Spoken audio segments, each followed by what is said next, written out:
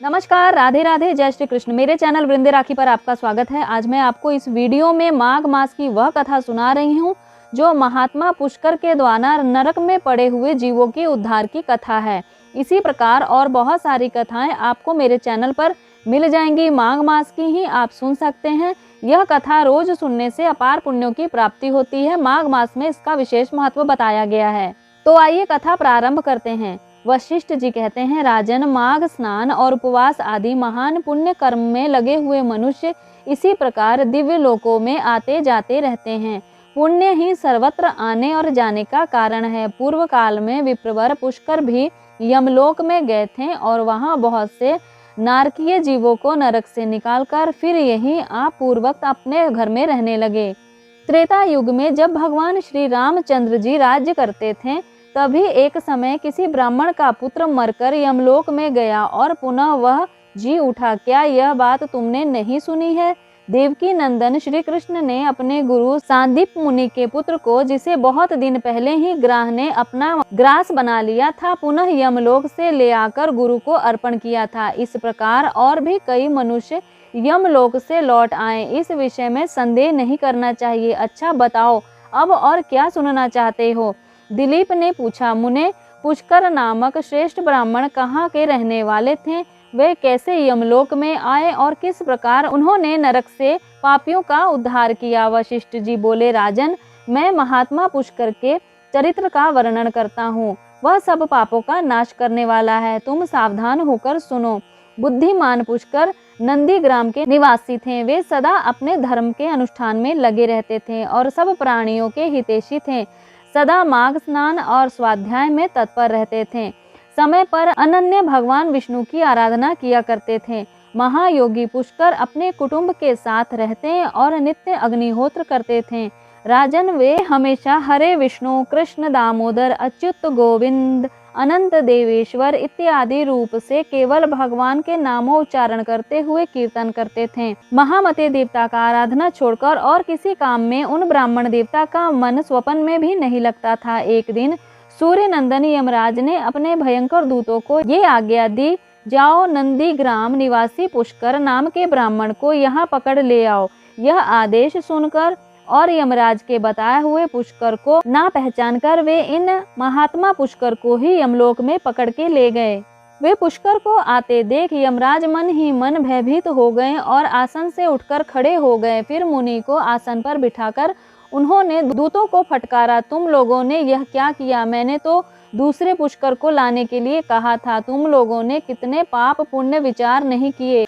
भला इन सब धर्मों के ज्ञाता, विशेषता भगवान विष्णु के भक्त, सदा माघ स्नान करने वाले और उपवास परायण महात्मा पुरुषों को यहाँ मेरे समीप क्यों लाए? दूतों के इस प्रकार डांट कर बताकर प्रेतराज यम ने पुष्कर से कहा, ब्राह्मण, तुम्हारे पुत्र और स्त्री बंधु बांधव व्याकुल होकर रो रहे हैं, अतः तुम भी अभी जाओ। तब पुष्कर ने यम से कहा, भगवान, जहाँ पापी पुरुष यातना में शरीर धारण करके कष्ट भोगते हैं, उन सब नरकों में मैं जाकर देखना चाहता हूँ। यह सुनकर सूर्य कुमार यम ने पुष्कर को सैकड़ों और हजारों नरक दिखलाए। पुष्कर ने देखा, पापी जीव नरकों में पड़कर बड़ा कष्ट भोगते हैं। कोई शूली पर चढ़े हैं जिससे वे अत्यंत दुखी हैं, कोई तपी हुई बालू पर जल रहे हैं, किन्हीं को कीड़े खा रहे हैं, कोई जलते हुए घड़े में डाल दिए गए हैं, किन्हीं को सुई चुभा कर गिराया जा रहा है, और कोई सर्दी से पीड़ित है, कोई गर्मी से पीड़ित है। इस प्रकार नरकों की दशा को देखकर उन्हें बहुत ही कष्ट हुआ।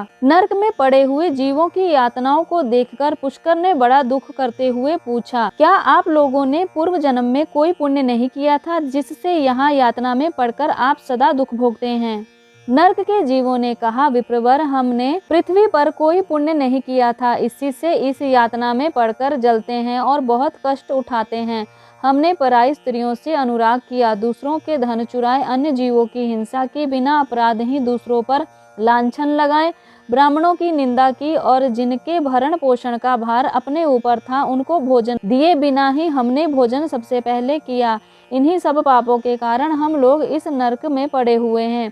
प्यासी गौ जब जब पानी पीने दौड़ती हुई आती थी, हम सदा उसके पानी पीने में विघ्न डालते थे। गौओं को कभी खिलाते पिलाते नहीं थे, तो भी उनका दूध लेकर हम अपने आप को पालते थे। याचकों को दान देने में लगे हुए धार्मिक पुरुषों के कार्य में रोड़े अटकाया करते थे। अपनी स्त्रियों का त्याग किया था, व्रत से भ्रष्ट हुए थे, दूसरे के अन्न में ही सदा रुचि रखते थे, सर्वोपर स्त्रियों के साथ रमण करते थे। ब्राह्मणों को दान देने की प्रतिज्ञा करके भी लोभवश उन्हें दान नहीं किया करते थे। हम धरोहर हड़प लेते थे, मित्रों से द्रोह करते तथा झूठी गवाही देते रहते थे।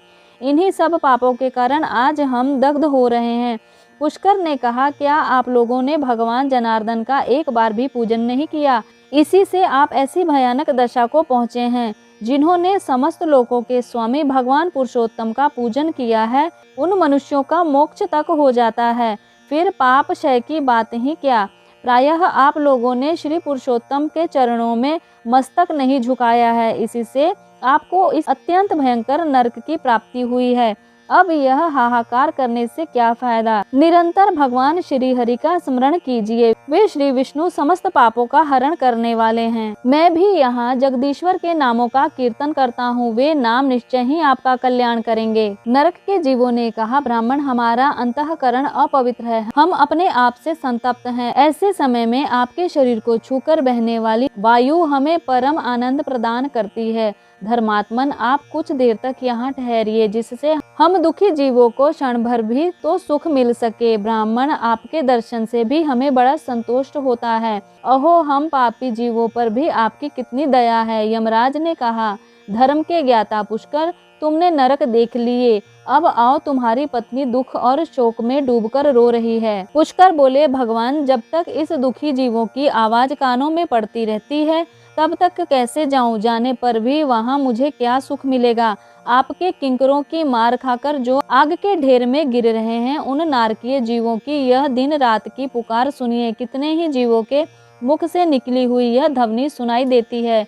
हाय, मुझे बचाओ, मेरी रक्षा करो, रक्षा करो। समस्त भूतों के आत्मा और सबके ईश्वर सर्वव्यापी श्री हरि की मैं नित्य आराधना करता हूँ। इस सत्य के प्रभाव से नारकीय जीव तत्काल मुक्त हो जाएं। भगवान विष्णु सब में स्थिर और सब कुछ भगवान विष्णु में स्थिर है। इस सत्य से नारकीय जीवों का तुरंत कलेशों से छुटकारा हो जाए। हे कृष्ण, हे अच्युत, हे जनार्दन, हे जगन्नाथ, हे हरे, हे विष्णु, नरक के भीतर यातना में पड़े हुए इन सब जीवों की रक्षा कीजिए। पुष्कर के द्वारा उच्चारित भगवान के नाम सुनकर वह नरक में पड़े हुए सभी पापी तत्काल उससे छुटकारा पा गए। वे सब बड़ी प्रसन्नता के साथ पुष्कर से बोले, ब्राह्मण, हम नरक से मुक्त हो गए हैं।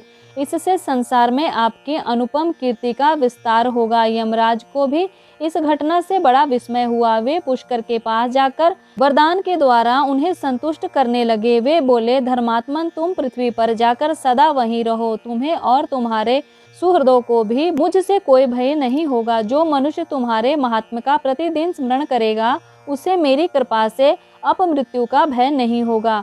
वशिष्ठ जी कहते हैं, यमराज के यूं कहने पर पुष्कर पृथ्वी पर लौट आए और यहाँ पूर्वत स्वस्थ होकर मधुसूदन की पूजा करते हुए रहने लगे। राजन, मेरे द्वारा कहे हुए महात्मा पुष्कर के इस महात्मा को जो सुनता है, उससे सारे पापों का नाश हो जाता है। भगवान विष्णु का नाम कीर्तन करने से जिस प्रकार नरक से वे छुटकारा पा गए, उसी प्रकार इस प्रसंग को सुनने से सभी पापों का नाश होता है। फिर उन जगन्नाथ के नामों का भली भांति कीर्तन करने पर उत्तम फलों की प्राप्ति क्यों नहीं होगी, इसके लिए तो कहना ही क्या।